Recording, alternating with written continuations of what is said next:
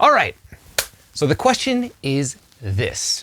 Are you a self-recording musician, recording at home, maybe in a project studio or a bedroom, and maybe you're finding that your results really aren't getting much better, even though you've been doing this for a long time, possibly years. The unfortunate reality is that many people get stuck in this spot, and usually for very similar reasons. And I want you to be aware of these reasons so you can skip over them and get to producing the results that you really want.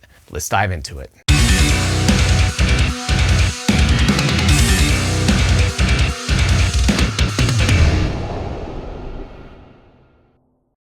Okay, so I just want to mention, if you're looking at this tube thing behind me, it's actually the ductwork for my new studio, which is currently being built right outside that door. Just wanted to get that out of the way.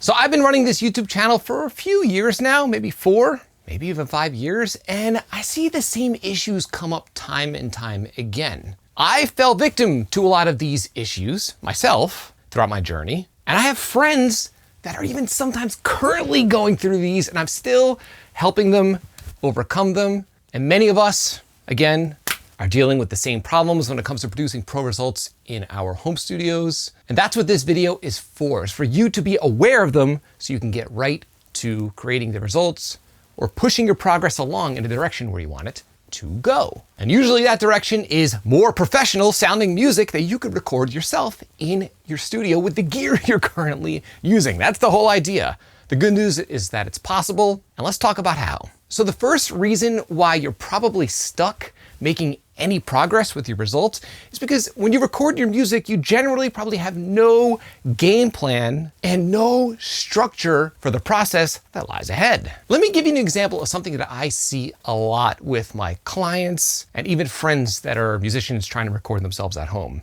People will program drums.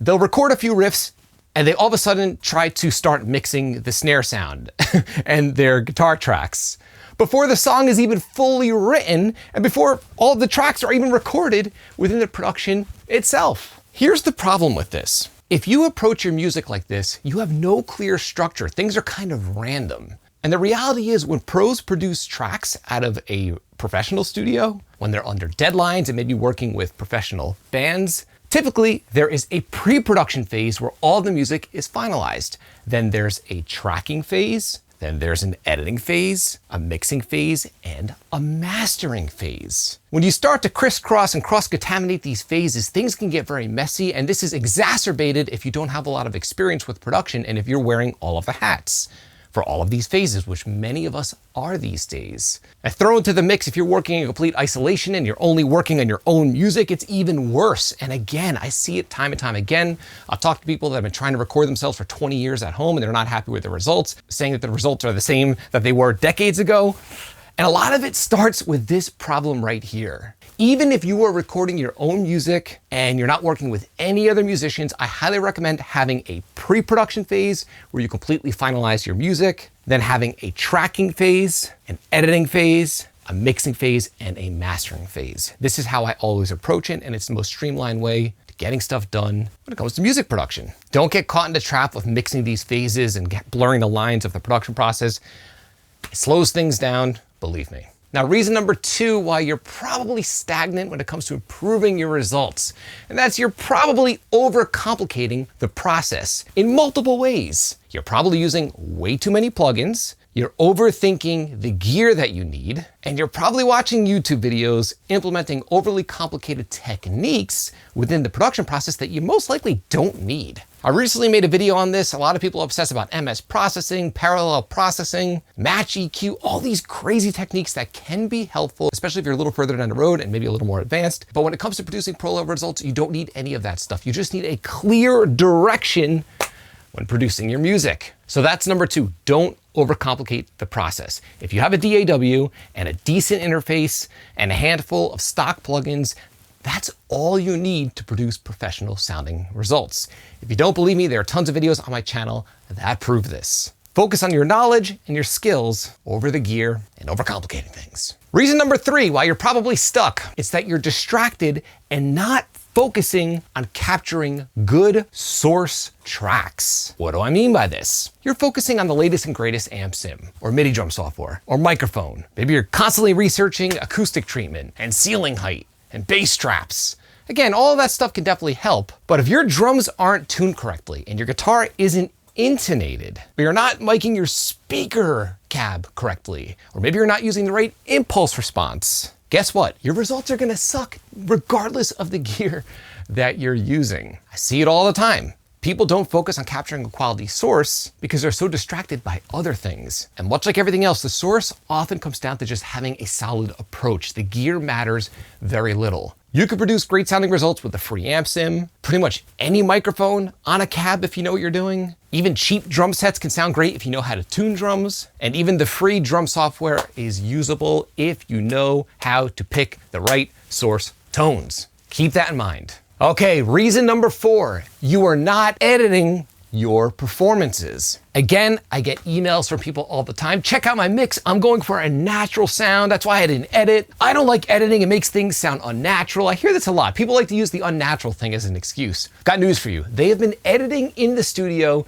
since the 1950s. They've been splicing tape together, mixing and matching different performances to get the best composite and overall most professional take or edit. Pro producers edit their tracks and do whatever it takes to make the source performance as good as humanly possible. It will make mixing exponentially easier if your performances are locked in, nice and pocketed, in tune, and just overall much more musical. One of the most common mistakes of amateur producers is that they don't want to edit because editing is boring, let's be honest. And then they try to fix things in the mix, which is number 5. If you are trying to fix tones and performances in the mix, I have bad news for you. It's not gonna happen. You need a solid source to produce a great sounding mix. That comes down to the sound of the sources and the performance or the editing on said source. Let me give you an example.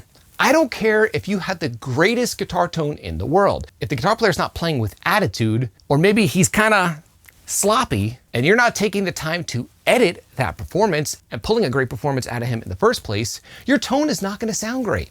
That is the harsh reality. Same thing with drums. If you have a drummer that hits super light, not playing tight with the guitar tracks, and you're trying to EQ things and compress things and achieve the sound on your favorite records, it's not gonna happen. Every single stage in the production process kind of stacks up, and the net effect is a great sounding mix, but mixing is only one part of the production process. Keep that in mind. Super important. It's so overlooked. Don't let this be you. I had to learn the hard way. It took me about a decade to figure this out. Almost a decade. Okay, now the big tamale. Mastering is not a magic bullet fix for your mix. Yes, you heard me correctly. If your mix doesn't sound amazing in the first place, mastering ain't gonna fix it.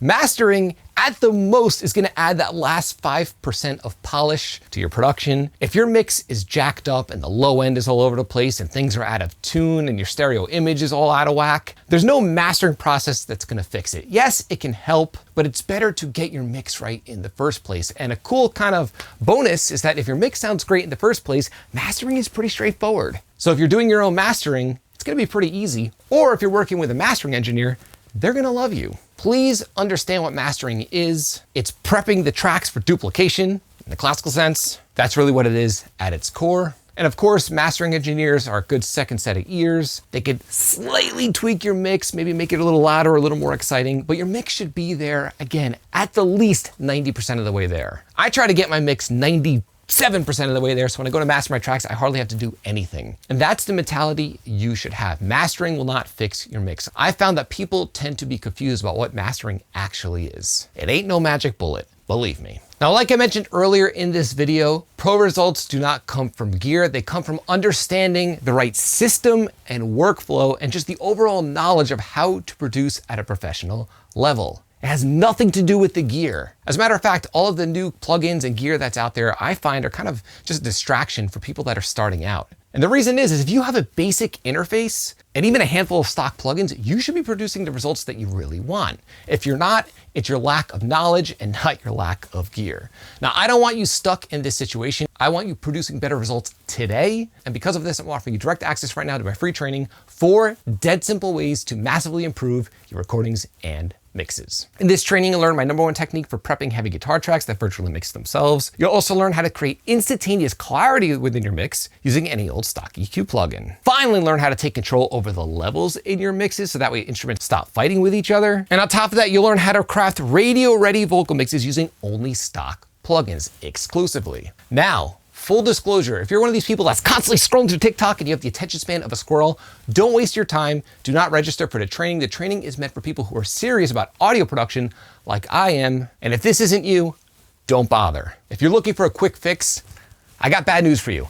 That doesn't exist. You have to increase your knowledge and cut through all the crap and all the clutter and learn how to produce like an actual professional, even if you're just a home studio musician looking to produce pro results in your budget project studio. It's possible, you just have to learn how. Again, this training is absolutely free right now, and you can have direct access by clicking the link below in this video's description. Now, if you think I'm full of it and you don't believe me, watch this video where I record drums in my crappy old garage with a basic interface producing pro-level drum tracks. Check it out. Until next time, drink that Spindrift.